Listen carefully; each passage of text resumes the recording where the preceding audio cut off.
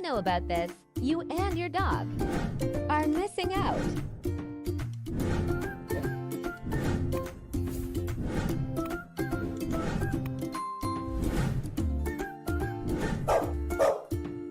Visit dogmanews.com and join the movement now.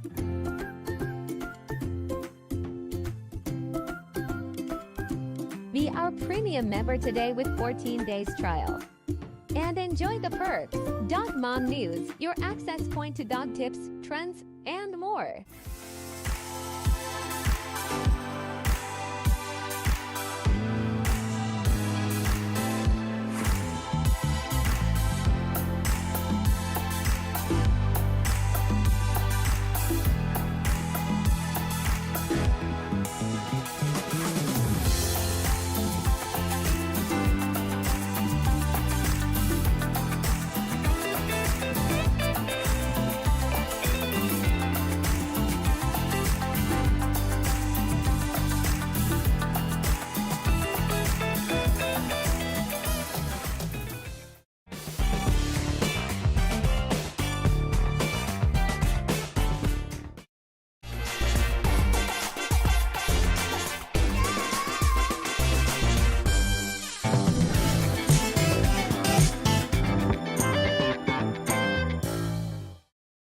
Are you a dog mom that wants to build a deeper, more meaningful relationship with your pup?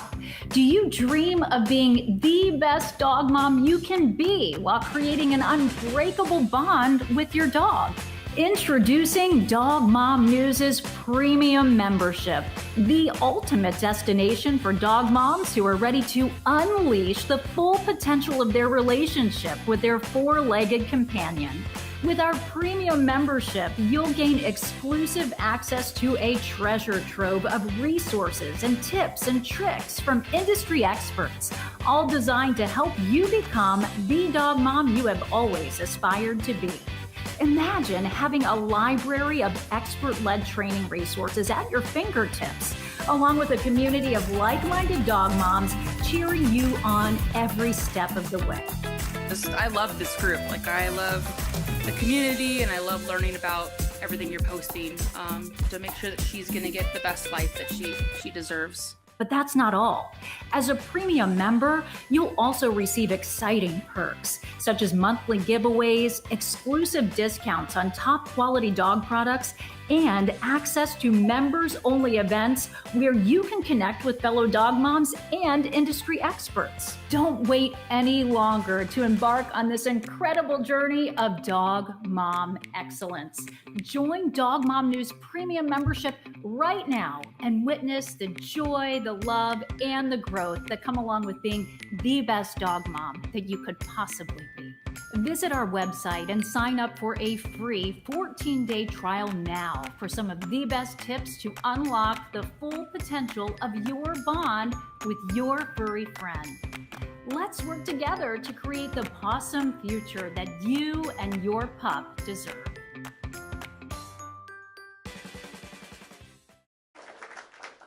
Dog Mom News is a digital platform where we highlight the unique relationships between dogs and dog moms. There's so much to talk about and so much to explore.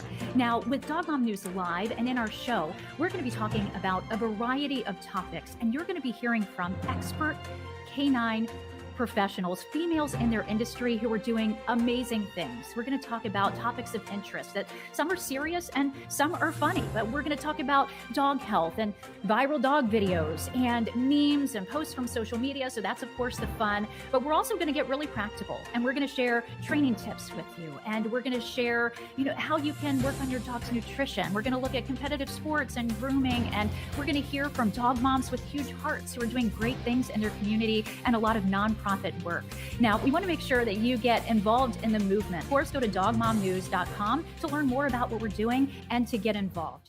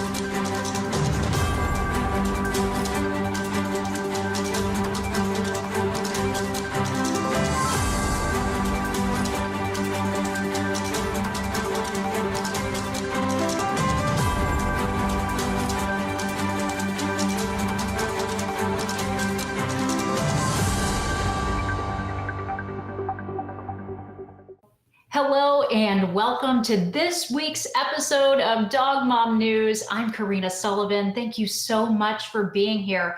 Episode 31. It's hard to believe. 31 Dog Mom News episodes, and we're thrilled that you're joining us. How are you doing?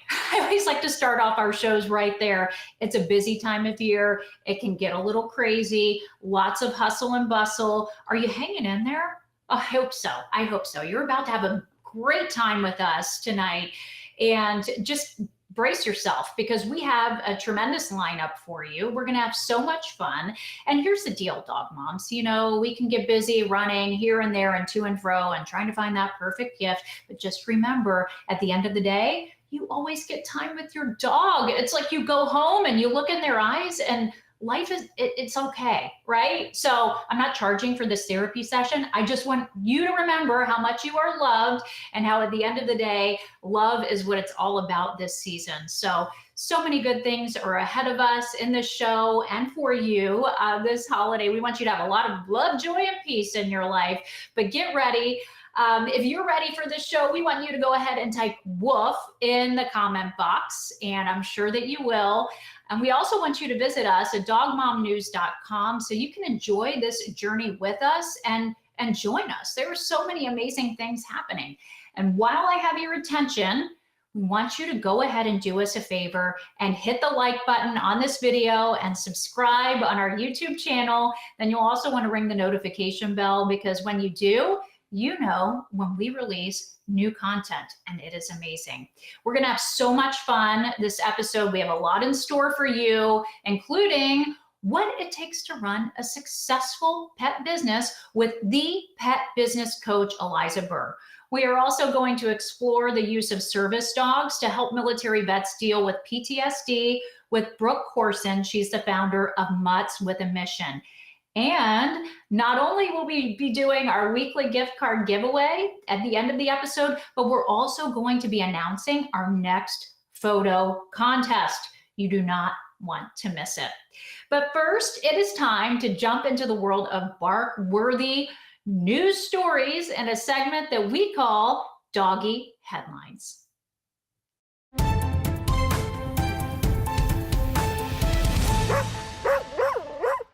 And our first story now from iHeartDogs.com, a senior pup Tito's heartening journey with devoted brother Frank. In a heart-melting tale of canine camaraderie, Tito, a senior dog with mobility challenges, found bliss in a carrier slung around his brother Frank. Now the duo's faces, they just lit up with joy, capturing a moment of pure canine happiness. Tito's journey, marked by medical challenges, took a turn for the better in the care of Christina, who became his new caretaker. And adopted dog Frank, nicknamed Nurse Frank, it's a fitting name for his caring nature, formed an immediate bond with Tito, showcasing the extraordinary healing power of their unspoken connection. And our next story now from theguardian.com. Georgia's brave Casper nominated for Farm Dog of the Year. Casper, the fearless Great Pyrenees from Georgia, gained national attention in 2022 for valiantly confronting a pack of coyotes to protect his pregnant companion and the flock. Wow, so brave. Having defeated 8 out of 11 coyotes, Casper's bravery has earned him a nomination for the prestigious Farm Dog of the Year award by the Farm Bureau. Despite sustaining injuries, including the amputation of his tail, Casper's resilience and dedication make him a contender for the People's Choice Pup as well. Voting is open to the public online, with the winners set to be announced in January at the American Farm Bureau Convention. And next up from iHeartDogs.com, a woman rescues a second pup and just can't bear to part ways. Catherine's decision to foster a pit bull named Simon turned into a heartwarming tale of canine companionship. Initially reluctant to keep a service dog, Catherine and her boyfriend Cody fostered Simon to save him from euthanasia. Despite initial concerns about managing 2 large dogs, Simon quickly bonded with the family's existing pet, Bub. Catherine's attempts to maintain emotional distance as a foster mom just melted away during a beach outing where Simon's joy sealed his place in their hearts forever. The foster fail turned into a heartwarming tale of love and acceptance. We love that. And our next story from iHeartDogs.com. A heroic stray dog, Goldie, rescues an abandoned kitten. Can you take this cuteness? Michelle Smith from an animal control organization responded to a call about a barking dog at the bottom of a ravine. Upon reaching the scene, she discovered Goldie, a protective dog, tangled in a thorny bush, nursing that tiny kitten named Kate. Now, it turned out that Goldie had rescued the abandoned kitten. Now, Michelle brought the duo to her organization where Goldie continued to mother Kate. And eventually, the heartwarming pair found a loving family, showcasing the extraordinary bond between this beautiful dog and cat. And it just shows the limitless forms of a mother's love. Just makes you go, oh. And next up from PaulMyGosh.com, a rescuer deploys a drone to save a dog with a zip tie around its muzzle. This is a really, really sad story. Now, dedicated efforts by Pinkie Paw's Search and Rescue saved Beckham, a dog found with that zip tie around its muzzle. Now, launching a drone to locate him, rescuers faced challenges capturing the wary pup. But after weeks of patience and trust building, Beckham, once traumatized, found a new family. His foster mom's careful hand feeding helped him overcome fear, showcasing resilience. Look at that beautiful dog, those sweet eyes, now part of a loving home. Beckham continues his healing journey with newfound trust in humans. And our last story now from iHeartDogs.com. An Australian cattle dog comforts an orphaned foal through loss. Witness the extraordinary tale of Zip, a compassionate 5-year-old Australian cattle dog who became the comforting guardian of Ty, a 9-day-old foal left orphaned after the tragic loss of his mother. In a touching display of empathy, Zip formed an unbreakable bond with Ty, providing companionship and encouragement as well. Their unique relationship not only aided Ty's emotional recovery, but also brought solace to Zip, who was grieving the loss of a canine friend. This beautiful story exemplifies the profound connections that can emerge between different species during challenging times. And those are your doggy headlines for the week of December 14th, 2023. Be sure to tag us if you are out there on social media or on the internet and you see a story you think we need to know about. Perhaps we can feature it in our headline segment. Go ahead and tag us on social media at Dog Mom News. And now it's time to welcome our first guest in a segment we call Dog Mom Biz.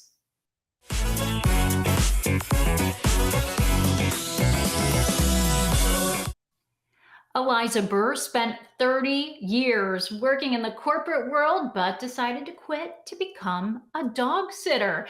8 years later, she is known as the pet business coach. She uses her experience from those 30 years to help people start and build their own pet business. And she joins us now from Marshall, North Carolina. Welcome to the show, Eliza. Thank you so much, Corrine. I'm happy to be here.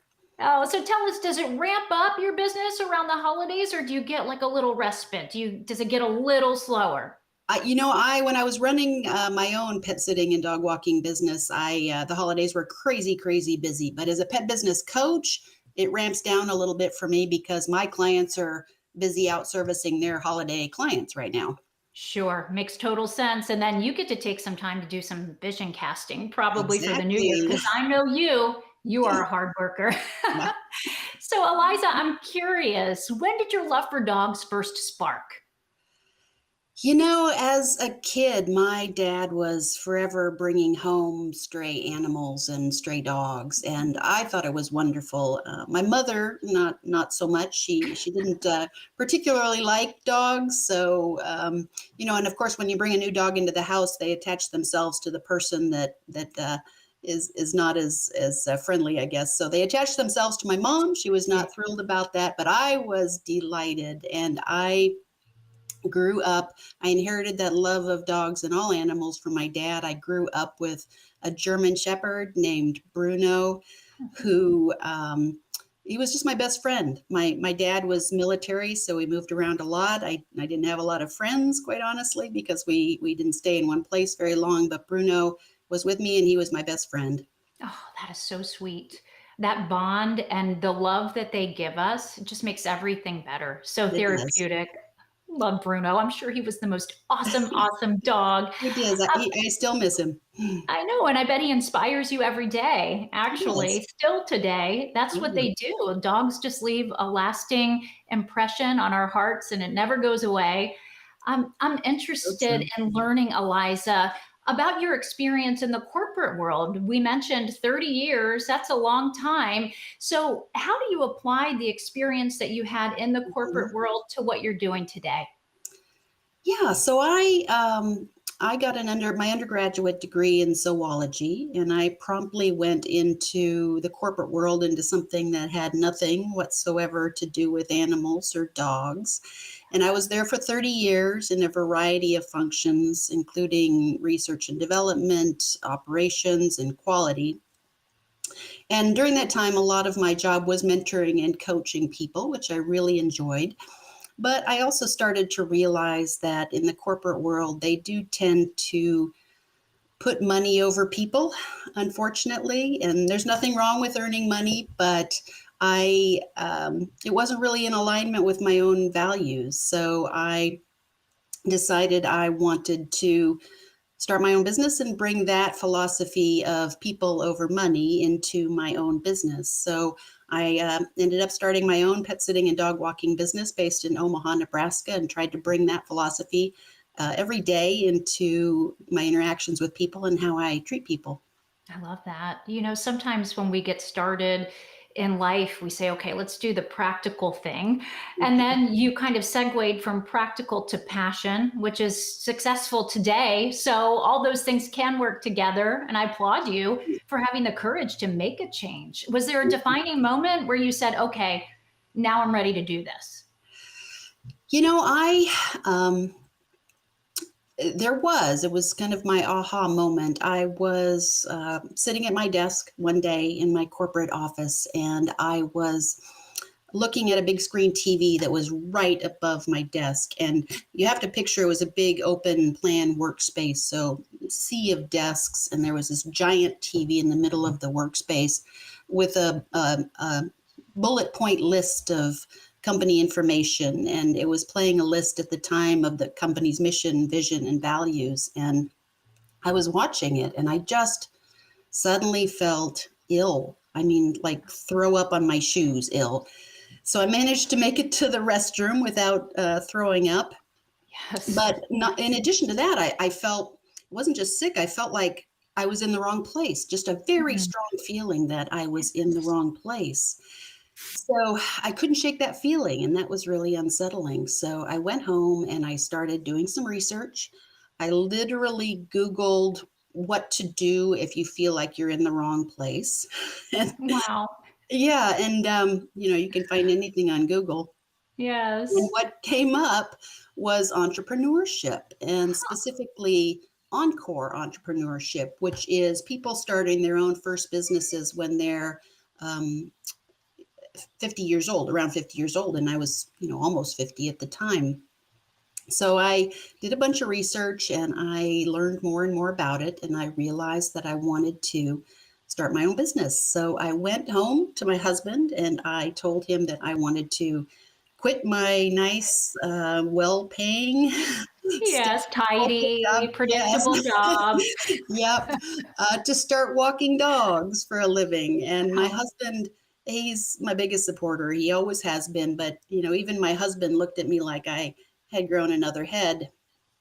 I thought I was a little bit crazy, but he said, you do what you need to do. And he supported me 100%. So Love I that. took that, I ran with it.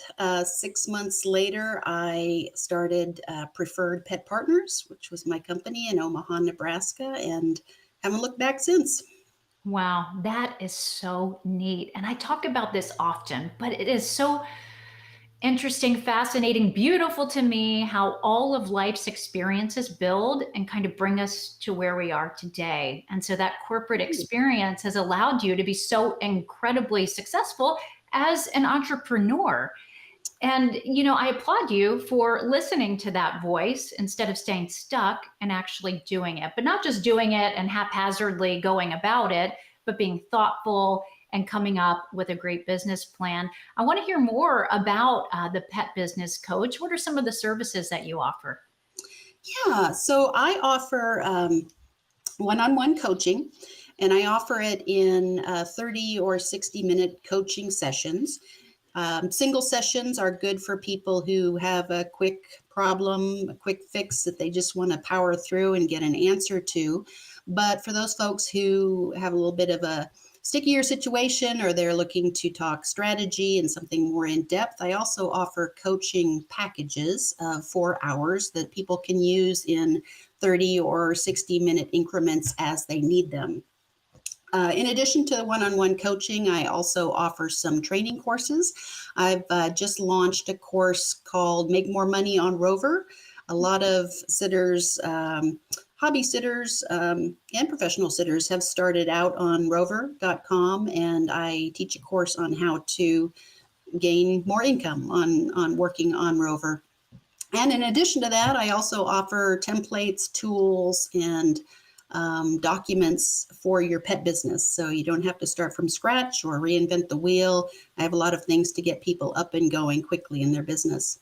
Oh, that's great. It sounds incredibly helpful. Thank you. What are some of the obstacles that you've had to face as an entrepreneur, as a businesswoman? I'm sure that you use those experiences to help other entrepreneurs not to have to experience that. So, what are some of those obstacles that you faced and learned from? I think there's two big ones. I think that anybody who's ever started a business has gone out and asked everyone they know for advice. And I was no different. So when you are starting a business and you ask people for advice, you hear a lot of stories from people who are also running their own businesses about how they immediately had so many clients that they couldn't possibly, find time to service all of them. Their business exploded immediately and was immediately successful. And it took me quite a while getting into my business to realize that that's just not true. It's not reality. So I wish somebody would have sat me down and said, you know what? It's going to be awesome. It's going to be great. You're doing the right thing, but it's going to be hard, and you will not get clients immediately, and you will not be, overwhelmed with this, giant influx of clients right out of the gate. You have to build that, and it takes work. And I wish somebody would have told me that. Yeah, I love that. Keeping it real, having those honest conversations. I used to work in news, and there were so many people, interns perhaps, that would come in and say, I'm going to start off on the Today Show or some network news. And I'm like, you know what? Actually, no, you're going to start off in a small station, perhaps in the middle of a cornfield or nowhere. Yes. And you're going to work your way up more than likely. There are always exceptions, but it's rare. And I love that. I love that you walk people through, hey, here's what your first few years may look like. Are you really okay with that? Yeah, exactly. And the other thing I noted, and it was tough, and this is for pet businesses in particular. When people start a pet business, they can be a solopreneur, which means they're the only one in the business, or they can have employees or contractors. So there are a lot of people out there who are solopreneurs. They're doing all of the pet sitting services, pet and dog walking services themselves. That is tough because there's only so many hours in a day. So these folks are working their butts off to service their clients, and they're getting very little time out, and they're burning out, unfortunately. Yeah. So there's not a lot of folks out there as solopreneurs making a living at dog walking and pet sitting. So you can do a couple of things. You can make it a part-time gig, which a lot of people do. It's kind of a side hustle for supplementary income, or you can hire. And that's when one of the challenges comes into play, because people, when you're hiring help for your business, a lot of people out there do still believe that all we do as dog walkers and pet sitters is play with puppies and kittens all day, which we do. Not saying that's not part of the job. It's a wonderful part of the job, but it's not all of the job. So there are some tremendous challenges and education involved in running a sustainable dog walking business. Yes, and one big challenge is often how to create separation or differentiation from other companies in the market doing the same thing. Do you have any tips there? I do, and it's a great question. I talk to a lot of clients who ask me, should I start offering this service or that service or premium services? And that's not a bad thing to offer, diversifying and offering more services. But I also tell them that the best way that you can make yourself stand out is customer service. Because really, it's all about how you communicate with clients, how you problem solve with clients, and there will be problems. You are working with animals and they are unpredictable, so problems will arise. It's all about how you communicate with clients, solve those problems, and how responsive you are. I tried a little experiment about a year ago. I called 10 different pet sitting companies, and out of 10 companies, only one of them actually answered their phone and talked to me and answered my questions. I know it Wow. was Do you want the business or not, right? exactly, it was very surprising and it was disappointing. So quite honestly, in this market, if you simply are responsive to your clients, answer your phone, answer your emails, get back to them quickly. It goes a long way to differentiating you in the market. And it's such a simple thing, but so many people aren't doing it. Yes. Let's talk about technology. It's Yeah. changing all of the time. And I know having a solid website is so important. It's kind of like your first impression, right? But I'm curious what you think as far as how important it is to be familiar with new technology out there, to keep your website crisp and clean and all the right information on the front. Any technology tips that you have for us, please share. Yeah, absolutely. The first website I had with my business, I designed myself, and it showed.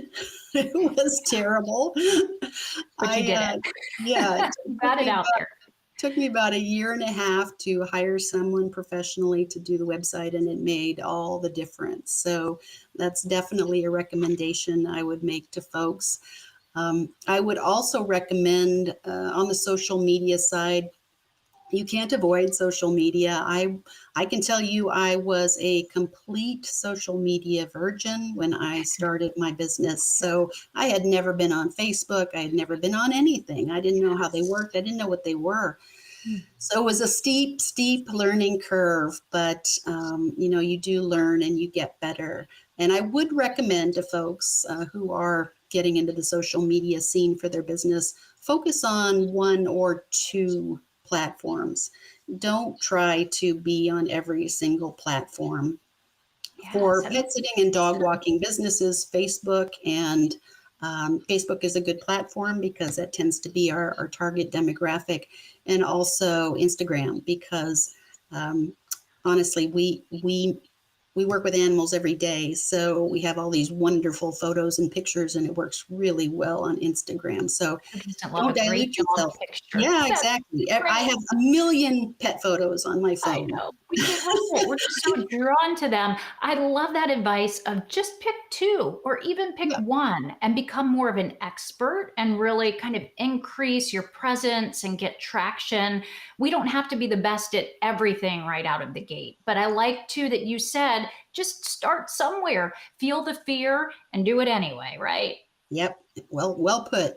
Yeah, there we go. Now, I'm wondering if you felt any fear when you started your podcast, because was that new to you? And what was that experience like?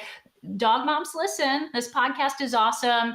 It's pet business coach, and you tell us all about it. I love it. Yeah, absolutely. I started, the podcast is called Off the Leash with the Pet Business Coach. Here we go. I started it about 3 years ago. I actually started it while I was still running the dog walking and pet sitting business.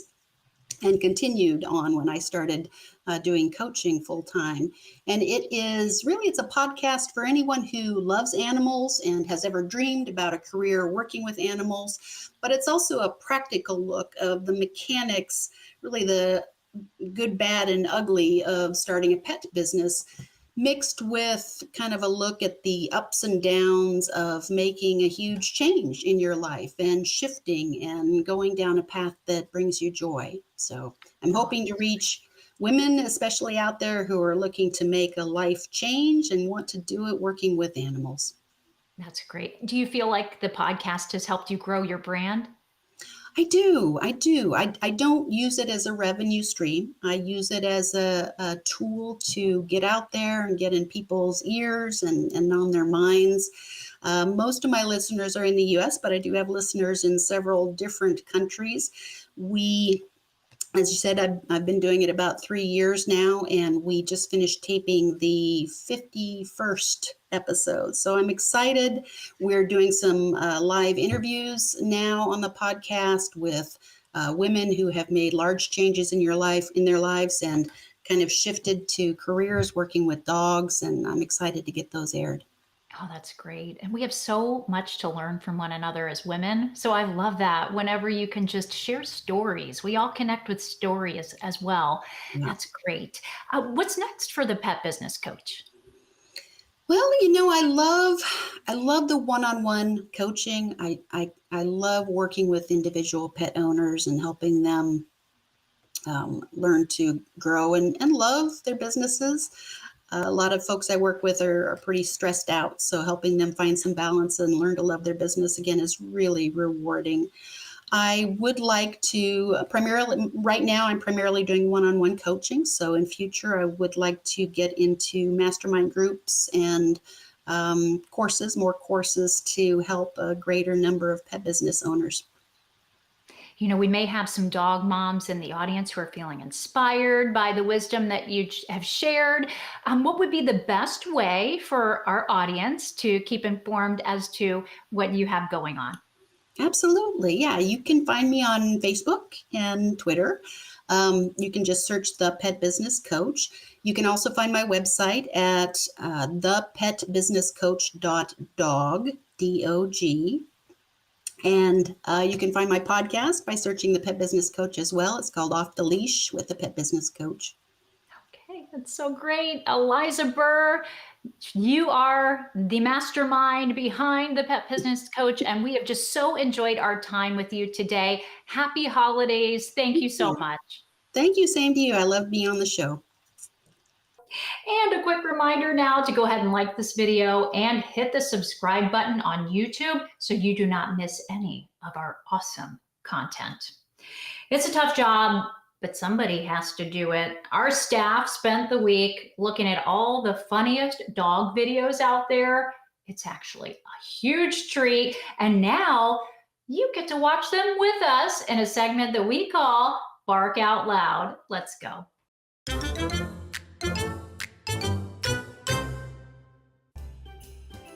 Little Christmas themed music here for you. All right, contortionist doggo trying to defeat its tail, but who will win? Will the tail win? Will the dog win? Oh, endless entertainment. All right, dogception. 4 doggos here. Bark, and there they are. We all look the same. Oh, yeah. All right, so, my blind dog loves watching this movie. Yeah, turn around, buddy, other way. Okay, when you can't afford a Rolls Royce. Cheaper, yes, but very cute too. All right, the way they included her. Look, you just want to get in on the action. She wants, what does it feel like? I love you. Yeah, they'll play with you. All right, sure he's cute, but can he do this? They love to one-up one another too. Let's see, what's going on here? Can you go all the way around, all the way around, all the way around? Oh yeah, but you can't. All right, this dog is fully aware of how cool it looks when it does that. I mean, that is pretty cool. Sit.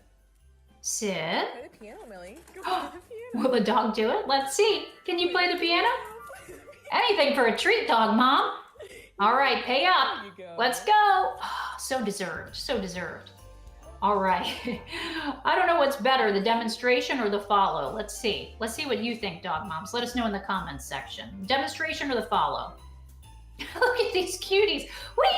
Oh, it's so much fun. It's so much fun. You don't get a turn. I want to do that again. I want to do it again. Let's go. Here you go. I can totally relate to this. Can you, dog moms? Try this one more time. You going for a hug? No, give me a hug. All right, this is how I have to give my dog his pills. Let's listen. Sonny, no. Sonny, Make them think they're doing something really wrong. You cannot have that. You get him to take it. Sonny, no. Sonny, no. Sonny's like, yes. This was a pill. Oh. So funny. Dog spits ball in owner's face. Let's take a look. Boom! Nailed it. Poor owner. Ouch. All right. This will surely tire her out, right? Look at this, the endless energy. Can we bottle it? All right. That dog is fed up. Look at those eyes. Look at that face. All right, already. We hear you. You make me laugh so hard every time. It's just what I needed.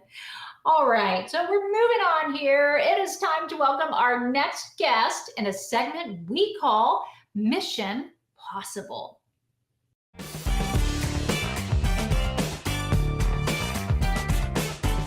And we are honored to welcome Brooke Corson. She's the visionary founder of Mutts with a Mission. Brooke's journey began with the positive impact her dog Angus had on troops at Fort Benning, sparking a mission to provide specially trained dogs for those who serve our nation. Established in 2008, this nonprofit organization trains service dogs to support disabled veterans, first responders, and law enforcement, offering comfort for mobility challenges and PTSD. It's an awesome cause. Mutts with a Mission received full accreditation from Assistance Dog International in 2019, a testament to their commitment to excellence. Let's explore the inspiring story of Mutts with a Mission and its transformative impact on the lives of heroes as we welcome Brooke to the show, joining us from Virginia Beach. Welcome, Brooke. Thank you very much for having me. I appreciate it. Oh, we're honored. I mean, we really believe in your mission, and we're so thankful for all that you're doing. So how are you feeling going into the holidays? Are you running with a full battery, or how are you doing?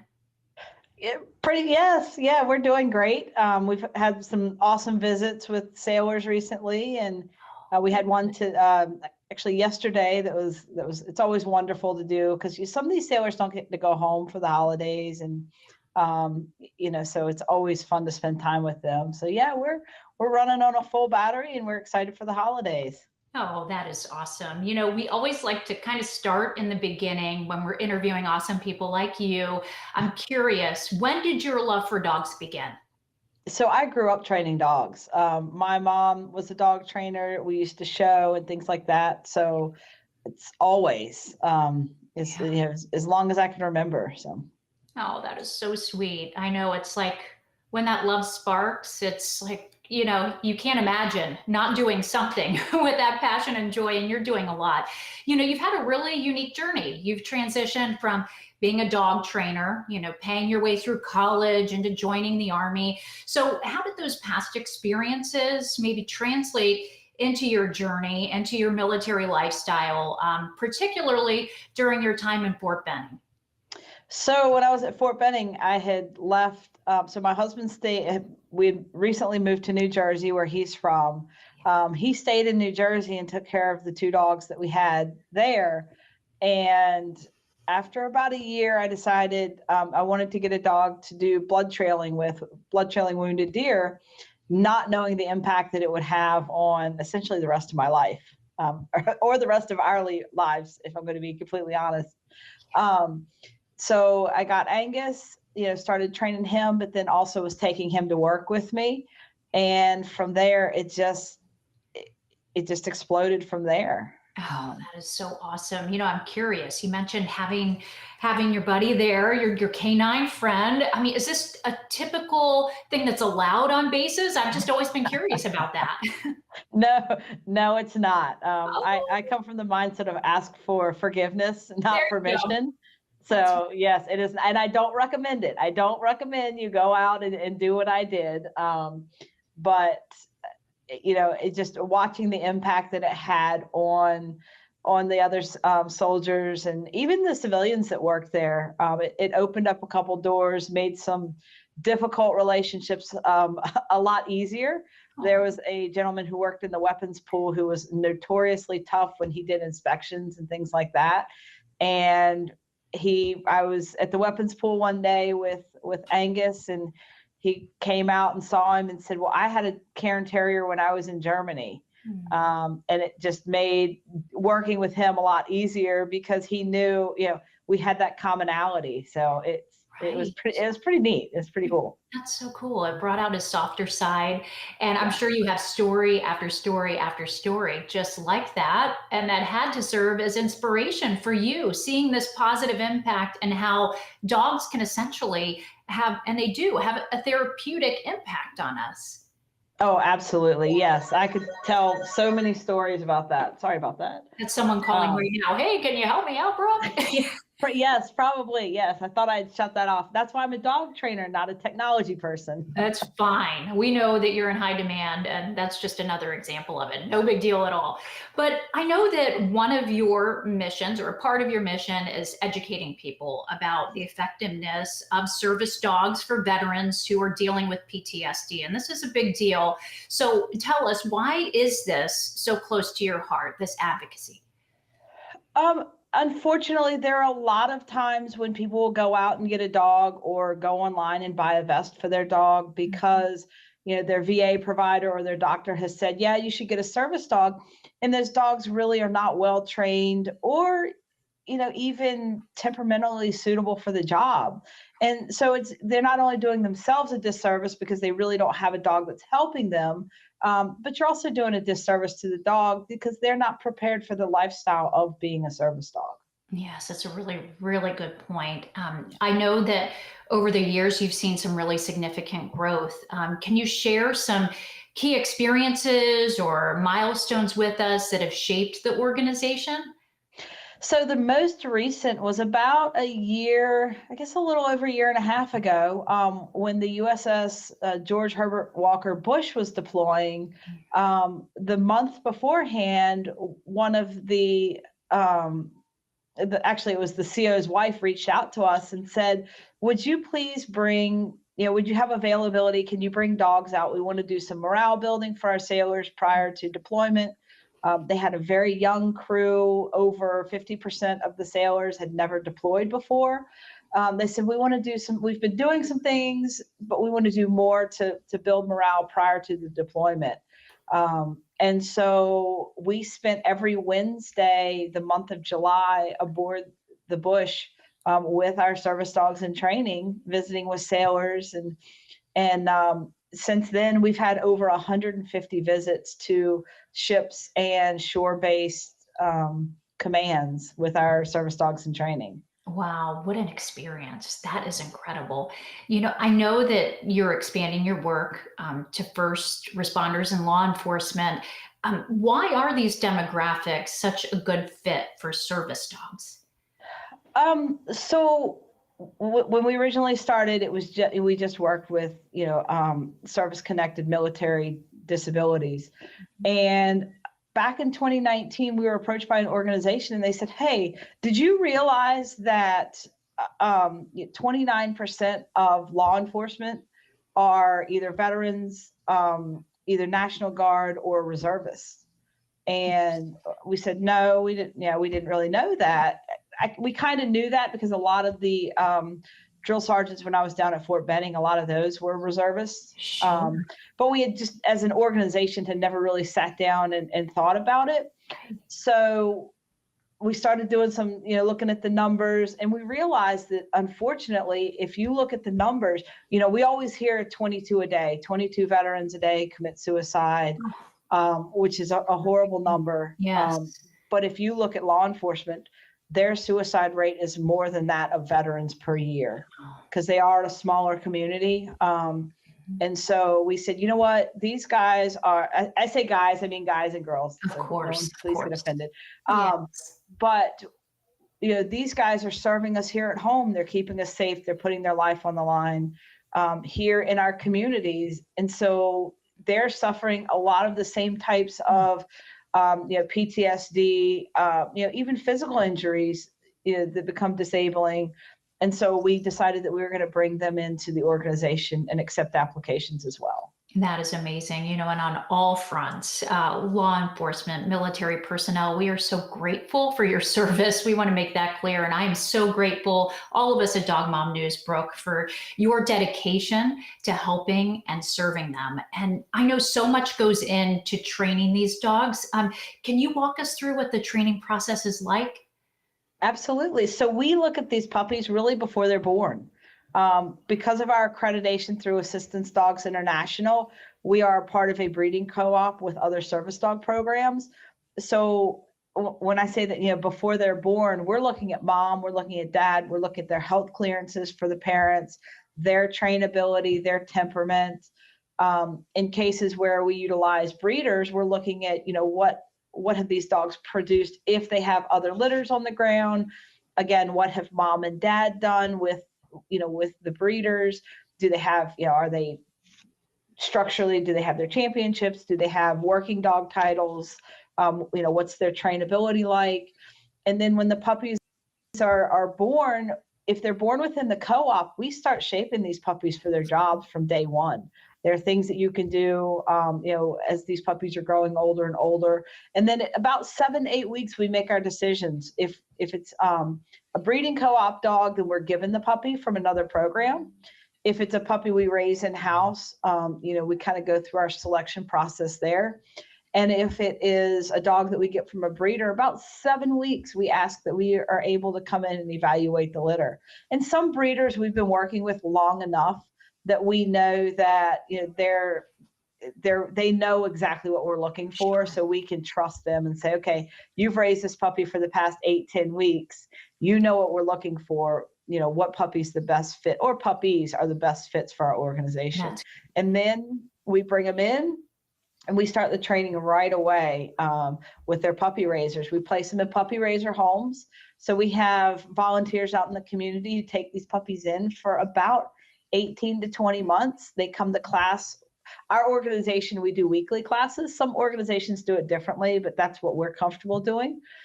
They come to class once a week. They learn skills. They take it home and work with the puppy on those skills and previously learned skills, and take them out and about everywhere. And then we have, we'll do ship visits or command visits that they attend. And so we keep doing that and start, at about a year, we start really with the task work. There are tasks that we train all the puppies in. And then we start to get more specific. 14 months when the dogs, we're watching them and we see, okay, well, what does this dog enjoy doing the most? Like, where would they fit best? And we do honor that because it's part of their job and we want them to enjoy it. Yes. So. And you get more of a feel for their personality, as you're saying. It's amazing how much goes into preparing them and training them. That is amazing. How do you go about matching them with the right applicant? That's everyone's favorite question. And it's a good one, but it's a hard to answer one. Sure. So say I have a group of 7 dogs that are going to go out as service dogs. I will bring 7 applicants who we feel that their needs match the skills of the dog. And then they come to us for 2 weeks, and it's a very intense 2-week train up that they meet the dog and do a lot of training. But what we really focus on the first day, we bring them in, we hand them a 50-foot long line, a ball, we give them some quick instruction, and then we send them out. We're lucky we have a 20-acre horse farm that we're situated on. So we send them out in the fields with the dog and let them start playing. And then we see, then we'll switch dogs around if we think we need to. And then we see which dog fits with best with the individual. And really, we want to see that bond starting to form during that 2 weeks. That's so sweet. So it sounds like it's kind of a mix. Maybe you prepare the dogs through training for specific tasks beforehand, but then does the training also kind of evolve as you see how they're bonding and if they're forming that bond as they should? Yes, absolutely. Absolutely. Yeah. If they don't bond, maybe we switch dogs around and see, well, is this dog better with this person? And unfortunately, sometimes if we don't see that bond, if we're not comfortable that they're bonding, because if there's no bond, the person's not going to, have the connection with the dog, and the dog's not really going to work with them well. So the bond is very important. I mean, we've had to send people home and say, hey, we'll try again next class. Right. But it's imperative that we're comfortable that the team is going to work out on both sides. That's tough, but you want it to be successful. It only makes sense. Now, I'm also curious with the dogs. I'm sure you train them for dealing with anxiety, for taking medications. Maybe get into the specifics a little bit for us. I know we only have, a few minutes here. There's so much that goes into what you do, but I'd love to hear more about that. So things will train the dogs, like you said, medication reminders. We'll teach them to go get help. Like if someone were to fall and they needed help. We deal a lot with traumatic brain injury, TBI. So finding the phone, finding their keys, finding their wallet. Those are big tasks that we teach. Bracing up from the ground, out of a chair. Like you said, alerting to anxiety and reacting to that by performing a command that helps to alleviate the anxiety the person's going through. Yes, you're right. There's so much. Turning on lights in a dark room, waking up a person from night terrors, and then turning on a light. Those are just a few of the tasks that these dogs learn. Right. I know you have so many success stories. Are there any stories in particular that kind of tug at your heartstrings that you want to share with us? So, yeah, I mean, oh gosh, all of them. I mean, we had a recipient years ago who he lived in Maine, and he had to stay in Maine because of the VA system was what he really needed. But his family lived down in Florida, and he wasn't able to go visit them because it's a long drive from Maine to Florida. And getting on an airplane wasn't an option for him. And once we placed his service dog with him, not only was he able to fly down to visit his family, but he was actually able to move down to Florida because he didn't need the specific, system of that VA, and was able to move down and be with his family. And he went from, total isolation. Like he would go to the grocery store right before it closed. And if anybody got in line behind him, he would walk out. He couldn't deal with anybody, And so he went from that to golfing every day with friends that he had made down in Florida. That's amazing. Literally feeling isolated, or, like you're so held back in life, to flourishing. That is incredible. That is so neat. Can you share with us maybe any other hurdles that, people face maybe when choosing a service dog, or just, that's a beautiful story of overcoming personal challenges, but anything else you'd like to share with us about that? Hurdles are, not every dog can be a service dog.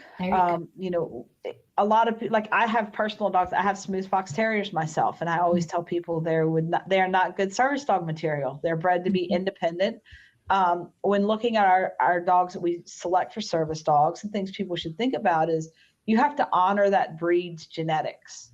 And as much as people would like to say, oh, my dog would be a perfect service dog, more often than likely not. It's just a good pet that helps you. And so I think that you really have to take a good look at the dog you have. And in all honesty, we get people who are like, oh, I wish I had a service dog. And we always kind of shake our head. And I say we, because, my staff and we hear this more frequently than we should. Oh, it'd be nice. I wish I had a service dog so I could take my dog with me everywhere. But to have a service dog, you have to be disabled. You have to have a life-changing disability. Right. And I always tell people, like, if my recipients, and they love their dogs to death and they're wonderful people, if they were able to say, all right, you can have your life back before you became disabled, or you could keep your service dog, 100% of them would want their life back before they had a service dog. There you go.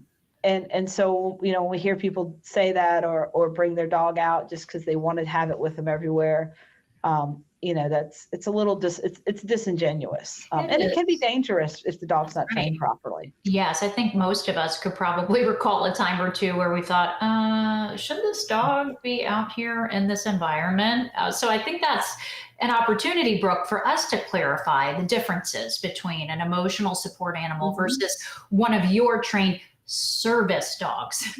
Right. So an emotional support animal it's not limited to any type of animal. It can be a dog, a cat, as my oldest son likes to say, a spider. And it's anything that provides you comfort, but they don't have access rights out in public aside from where regular pets are allowed. So an emotional support dog could go to Home Depot or, PetSmart or places like that, but it can't go into a non-pet friendly restaurant or the post office or, the shopping mall or the grocery store, because emotional support dogs are not task trained to mitigate the individual's disability. They just make you feel better. And a dog making you feel better is not an actual task of a service dog. Yeah.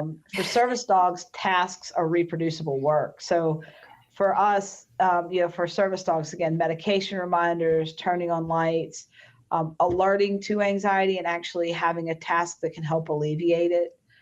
Those are actual tasks. And plus it takes hundreds, if not thousands of hours to train a service dog to be a service dog. An emotional support animal, you could go adopt the dog tomorrow and call it your emotional support dog. There you go. Helpful information. And I know you know this, but we really seem to be in a dangerous place where fake therapy dogs and service animals are actually being sold. Have there been any legal consequences for those involved in activities like that?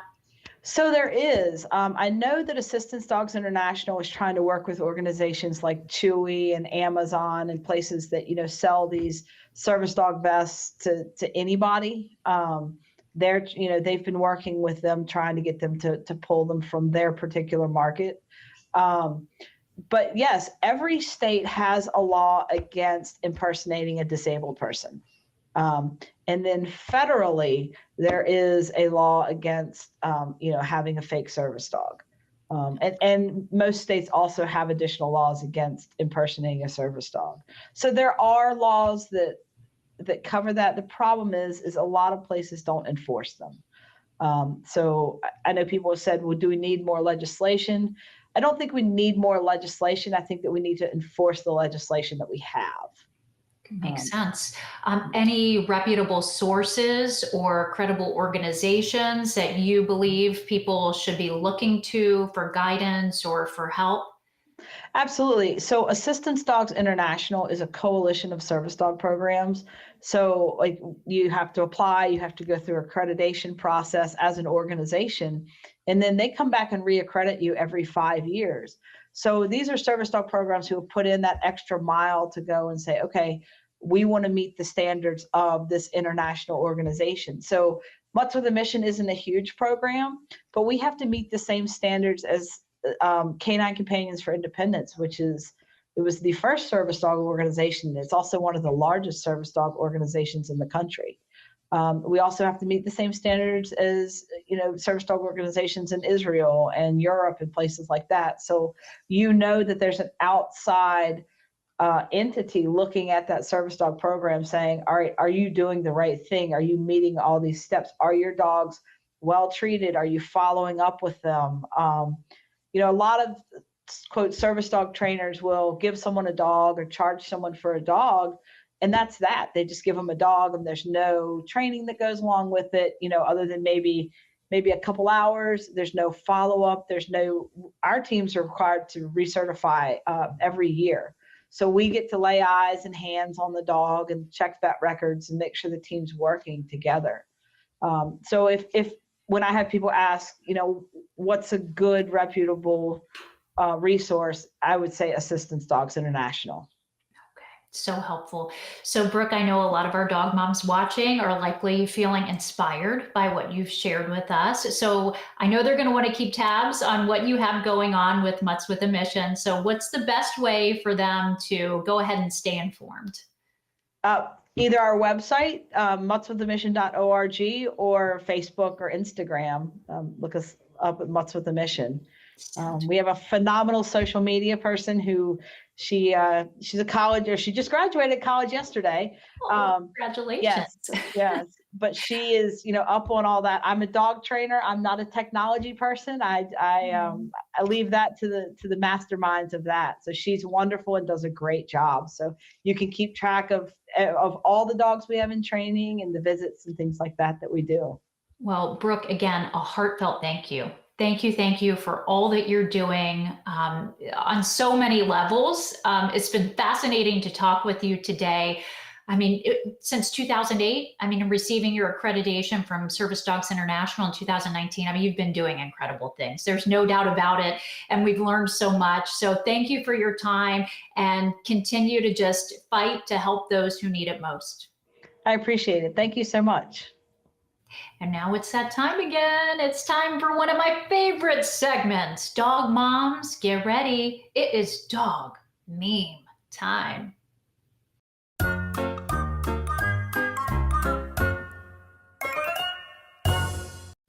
Our first meme now: when you ask your dog what they're eating and they start chewing faster, it's like, no, open up your mouth. I want to see what you've got in there. Oh my, it's a battle.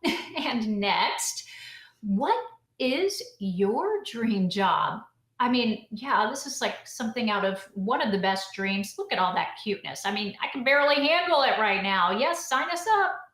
What a resume builder. I get to read to cute little pups all day.